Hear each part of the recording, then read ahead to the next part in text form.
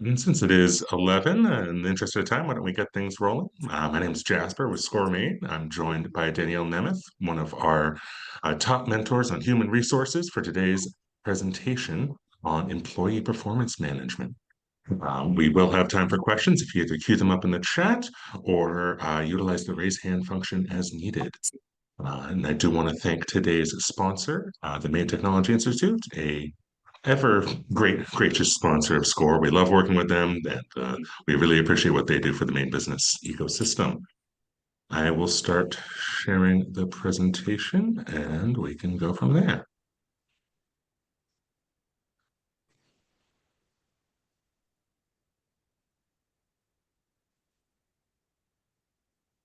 How's that look? Uh, there we go. There you go. Cool. All right. Take it away, All Danny. right. Thank you. Welcome, everybody. Welcome to Performance Management. It should be a fairly short presentation, but an effective presentation. And hopefully you'll understand by the end of this presentation why performance management is so important. So we'll go down to the next slide.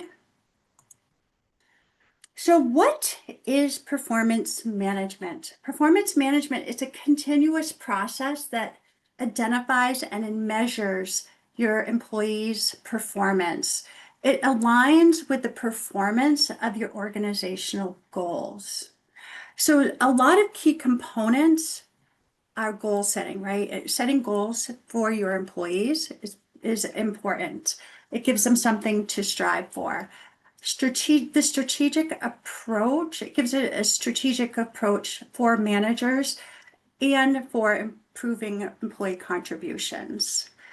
And then it's also a formal process, and it should be a periodic process. And what I tell a lot of employers is that performance management shouldn't be an annual conversation. It should be at least a minimum of a quarterly conversation. And during those quarterly meetings, you document the employee's performance. And then by the end of the year, when you're giving your evaluation, you have an accurate picture of the entire year.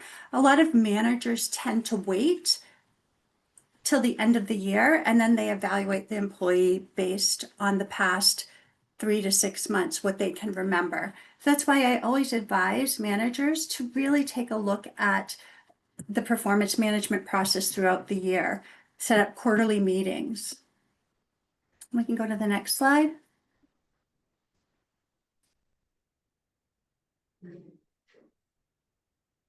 So why does performance management matter? Well, one, it helps managers measure the improvement of the employee, measures their performance. It focuses on their skills and helps the employee get better. So when you're doing performance management, you don't want to focus on all their skills. You really only want to focus on the skills of the job they're doing and the job that aligns with their job description. Performance management also helps employers and managers decide whether they want to dismiss an employee for performance or promote an employee for performance. Or if you're one of those lucky ones that work for an organization that pays out bonuses, then you can decide the percentage of bonus based on the hard work, based on all of the documentation that you have with your performance management. It's an objective process. So when you're looking at an employee, you want to make sure that you're being objective and fair to the employee. You don't want the halo effect to come into play, and the halo effect, if you don't know, is the like me effect. This employee is perky, they're fun, they're great, they're a lot like me, so I'm going to judge them on their performance based on how I am or how I like to see people, such as how I like to see people as myself. So you want to make sure it's a very objective process. You may have somebody who's not as fun and perky as you, but they still might be doing a good job. So be objective in the process. performance management, why it matters is because it creates a framework of accountability. It allows you to have those conversations with the employees based on their performance. So if you have managers struggling, it allows, managers, employees struggling, it allows you to talk to them about those struggles. It allows you to say, hey, we have these training courses, or take these training courses, and hopefully that can help give you new tools to improve your performance. It also gives a sense of achievement. So those who are performing extremely well, it'll give them a boost in their morale. It'll help the employee succeed. And the ones that need improvement, it'll give them the goals or what they need to improve upon to get their performance to where it needs to be. And then we can go to the next slide. So there's a cycle for performance management. And that cycle is setting clear expectations. Talk to your employees, look at their job description, make sure their expectations, your goals, their goals align with the job description. Again, it's the opportunity to provide regular feedback to that employee, to really have that relationship with the employee and develop trust and conversation and collaboration that helps improve their performance. It's an opportunity to coach employees for success and growth. If you have a stellar employee, you get to say, where do you want to go in the company? What is the next step you want to be? Or if you have an employee that's not performing as well as others, here, how can we help you achieve those goals? How can we help you get better? It should be an accurate deflection of the employee. You should provide a form. So the employee has a form that documents the conversation, documents their performance. And so they have that form to refer back to. And then performance management recognizes your top performers. So as a manager, if you are managing 7 employees, you can take a look at those 7 employees. And once all the performance management is done, you can see who are, and you probably already know, but who are really your top performers and your medium performers and your low performers. And how can we get your low performers to move up to the medium performers and the mediums to move up to the top performers, or, a jump from the lower performers to a top performer? It allows you to make decisions such as, can we take our top performers and can we mentor, have a lower performer be mentored by the top performer, have them spend time together, have a conversation. So it really helps you identify what your team is doing, how that team reflects on the company organizational goals, and if your team is meeting those, what the company expectations are. And then, of course, if your employees are meeting that as well. So, how can we move it along to be the top performing team within the organization or the top performing individual? We can go to the next slide. So, a lot of times, when you're doing performance management, think of an acronym, and the acronym is SMART goals. And what SMART goals really stands for is specific, right? So when you're doing performance management, think of the word SMART, specific. It's clear and well-defined goals. It's measurable goals. It's trackable outcomes, right? It's like if you have a task and you need the employee to do that task within 3 months, that's a goal, is to create these widgets and to have them completed within 3 months. So give them tractable, give them a deadline or a timeline to work on some of these goals. Make the goals achievable and realistic, right? We don't want to say you have to make 60 widgets in 3 hours when it takes an hour to make a widget. So make sure those goals are achievable. And of course, make sure that they're relevant and align with the business objectives. And again, along with measurable and trackable, give them a timeline and the deadlines on when those goals can be met. So again, SMART goals is for specific, measurable, achievable, relevant, and timeline. And if you keep that in mind when you're working through your performance management forms, you should be okay. Let's go to the next slide.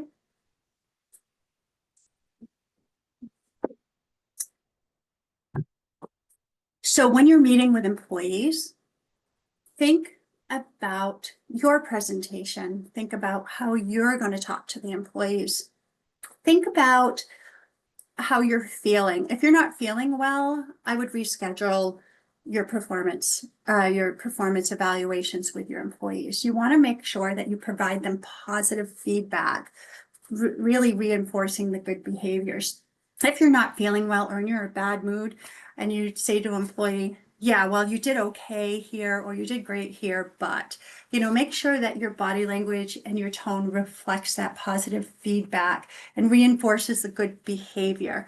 Because that's, again, employees like to hear that they are doing well, or they like to hear when they need improvement because they really want to be the best employee. Most employees want to be the best employee they can.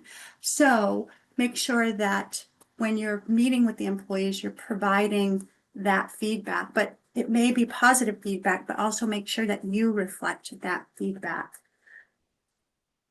Make sure that the feedback is constructive.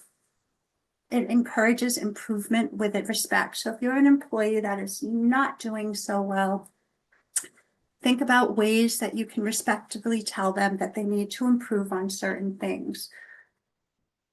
It's your opportunity as a manager to be able to coach the employees, to be able to focus on development and long-term growth, and really talk to the employee, get to know the employee, what's in their head, how do they think they can improve? And these conversations shouldn't be just the manager. This should be a collaborative conversation between the employee and the manager. And then lastly, correct feedback, or give them corrective feedback in a professional manner. So if you have an employee who isn't quite following the policies, or they might not be as performing as well as they should be, talk to them. This is your opportunity to address it. If you have an employee who may be a great employee, but they might be a gossiper and they're really impacting the culture of the organization, these are your times to talk about it. Don't wait till the 1-year review to talk about it. Again, my recommendation is to have meetings with employees on the quarterly basis so they know where they stand each quarter. It doesn't mean you have to fill out a form every single time, but you want to make sure that when you're having conversations that you hit those objectives of what is on the form, because that form is, they're going to look at time and time again. They'll pull that form out to see where they need to improve.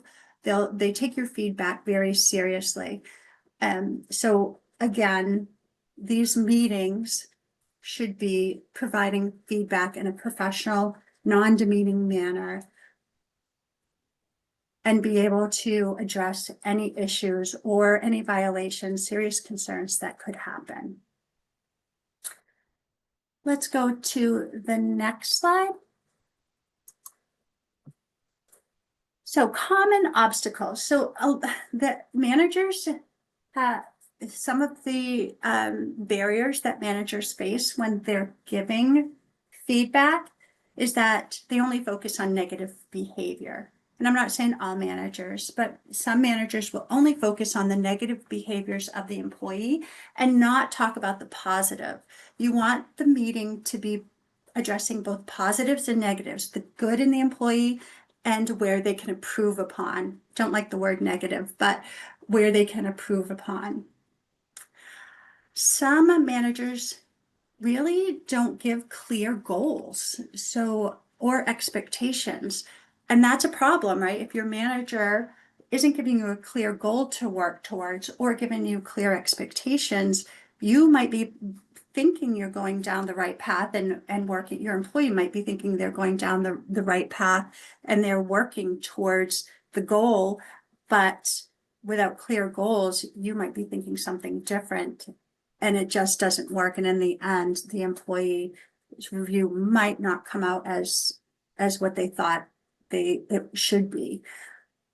Some managers, and this is a very common one, avoid difficult conversations.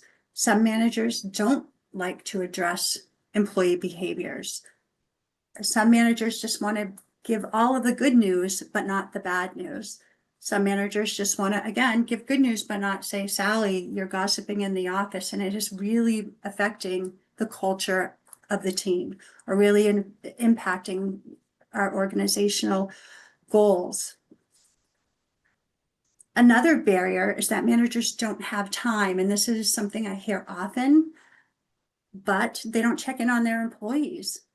And so they'll give a yearly review, and they'll, again, like I said earlier, base it on the past 2 or 3 months of the employee and not the full year. It's not the full picture, which is why, again, I reiterate to have quarterly meetings, to really document those quarterly meetings. So when you're doing the annual performance evaluation, you have an accurate picture of what the performance really is throughout the year.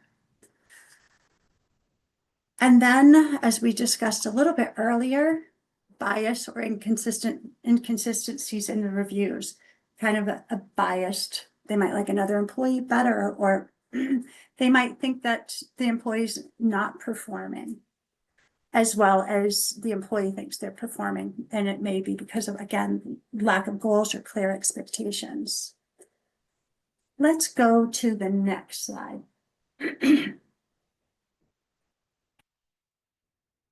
So here's what I would recommend.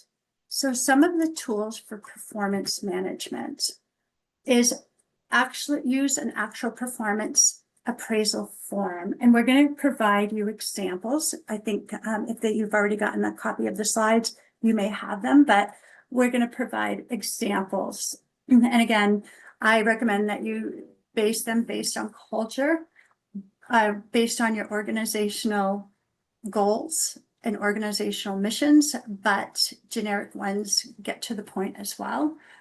Have those, again, one-on-one meetings. And I know I'm hammering this, but it's so important to really recognize your employees throughout the year.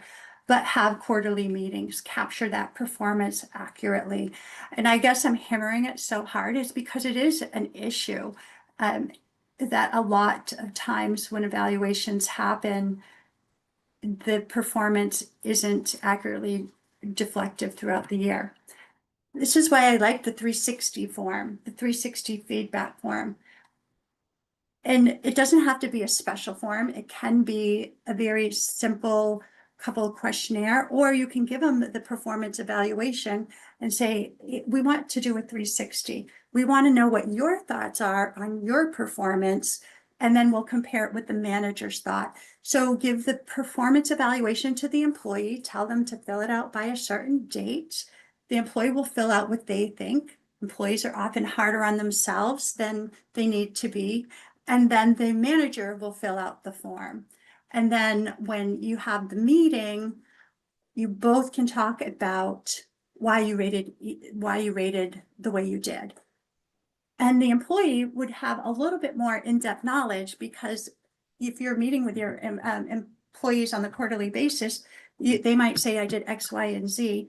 But if they're keeping track and they're really doing their 360 form, they might say, well, I did A, B, and C and X, Y, and Z, but you as the manager, because you're managing so many people, you only remembered X, Y, and Z. That's why I like the 360 forms, because it really gives the employee an opportunity to show them where they think, show their performance. And then it also gives them the opportunity to tell you as the manager where they think they can improve or what trainings they need. And that might be a whole different perception of what you as a manager have done. And I've seen it in the HR world. I've seen it multiple times where I've reviewed employee evaluations and the employee comes to me and says, that's not, I don't think that's a fair reflection of my performance. And so then they'll create this long letter to attach with their employee file. And then it's sad because really the employee had a whole different perspective on their performance than the manager, which is why I do recommend the 360 forms. And then once, you get the 360, all your 360, once you get your evaluations done, you can use that as a platform for recognition. And I don't mean say, oh, you're the greatest performer ever, because you have to think about people who aren't performing so well. So you have to create a balance, but it is a good way to recognize performance. And then again, it's a way also to coach and develop those employees to get them to the level where they need to be. It's really a collaborative meeting. It's collaboration, it's communication. And in organizations today, communication is so important, as we all know.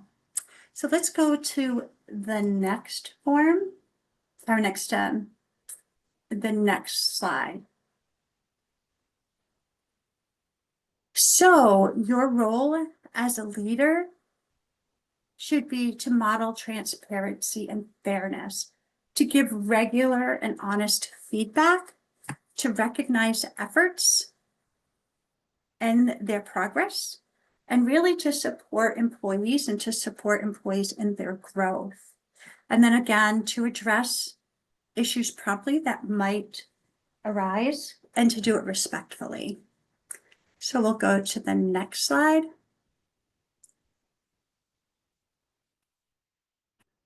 So help your people become successful by doing performance management. It isn't about control. It's really about helping your employees through the process. When it's done right, it really can improve your culture. It really sets the stage for accountability and engagement and continuous improvement, as well as open dialogue and communication with your employees.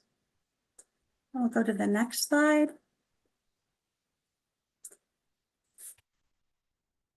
So 23 minutes. I want to thank you for attending. I'm happy to take questions if anybody has any.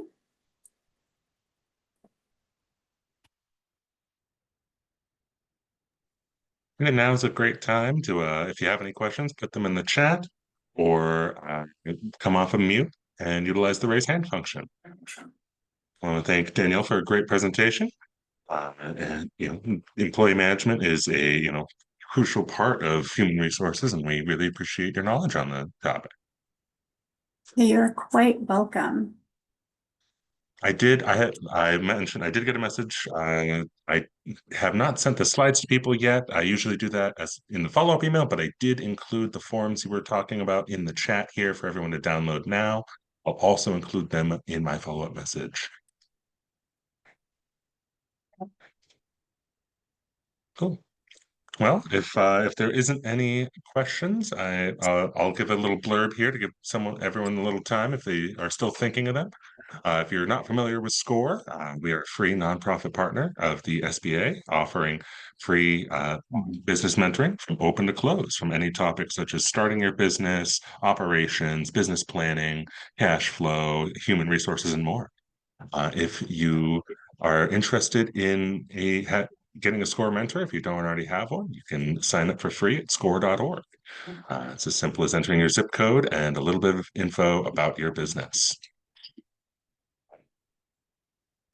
Thank you. Well, yeah, Rob says thank you, and I want to thank everyone for attending, and I hope everyone has a great rest of your day.